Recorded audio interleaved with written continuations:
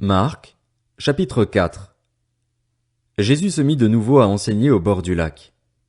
La foule se rassembla autour de lui, si nombreuse qu'il monta dans une barque où il s'assit, sur le lac.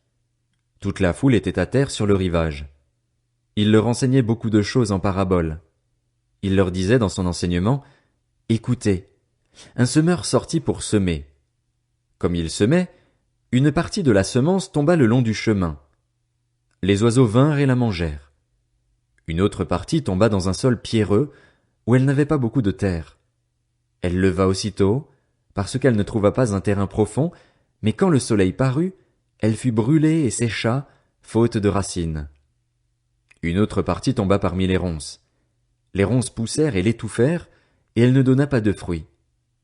Une autre partie tomba dans la bonne terre, elle donna du fruit qui montait et se développait, avec un rapport de 30, 60 ou 100 pour un. Puis il dit, que celui qui a des oreilles pour entendre, entende. Lorsqu'il fut seul avec eux, ceux qui l'entouraient avec les 12 l'interrogèrent sur cette parabole. Il leur dit, c'est à vous qu'il a été donné de connaître le mystère du royaume de Dieu, mais pour ceux qui sont à l'extérieur, tout est présenté en parabole, afin qu'en regardant ils regardent et ne voient pas, et qu'en entendant ils entendent et ne comprennent pas, de peur qu'ils ne se convertissent et que leurs péchés ne soient pardonnés. Il leur dit encore, vous ne comprenez pas cette parabole? Comment donc comprendrez-vous toutes les autres? Le semeur sème la parole. Certains sont le long du chemin où la parole est semée. Dès qu'ils l'ont entendue, Satan vient et enlève la parole qui a été semée en eux. De même, d'autres reçoivent la semence dans un sol pierreux. Quand ils entendent la parole, ils l'acceptent aussitôt avec joie, mais s'ils n'ont pas de racines en eux-mêmes, ils sont les hommes d'un moment et, dès que surviennent les difficultés ou la persécution à cause de la parole, ils trébuchent. D'autres encore reçoivent la semence parmi les ronces. Ils entendent la parole, mais les préoccupations de ce monde, l'attrait trompeur des richesses et les passions en tout genre pénètrent en eux, étouffent la parole et la rendent infructueuse. D'autres enfin reçoivent la semence dans la bonne terre. Ce sont ceux qui entendent la parole, l'accueillent et portent du fruit, avec un rapport de 30, 60 ou 100 pour un.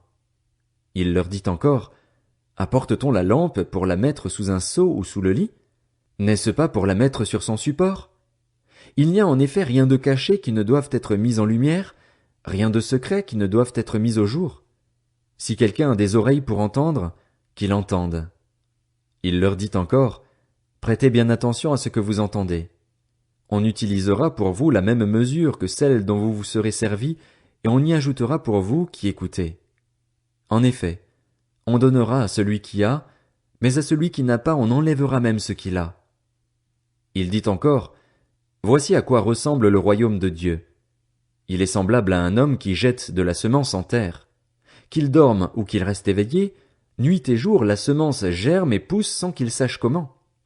En effet, d'elle-même la terre produit d'abord l'herbe, puis l'épi, enfin le grain tout formé dans l'épi, et, dès que le fruit est mûr, on y met la faucille, car c'est le moment de la moisson. Il dit encore, à quoi comparerons-nous le royaume de Dieu ou par quelle parabole le représenterons-nous? Il est comme une graine de moutarde.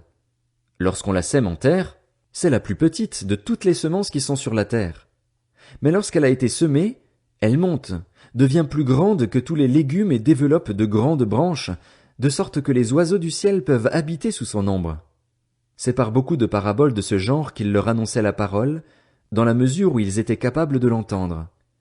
Il ne leur parlait pas sans paraboles, mais en privé il expliquait tout à ses disciples.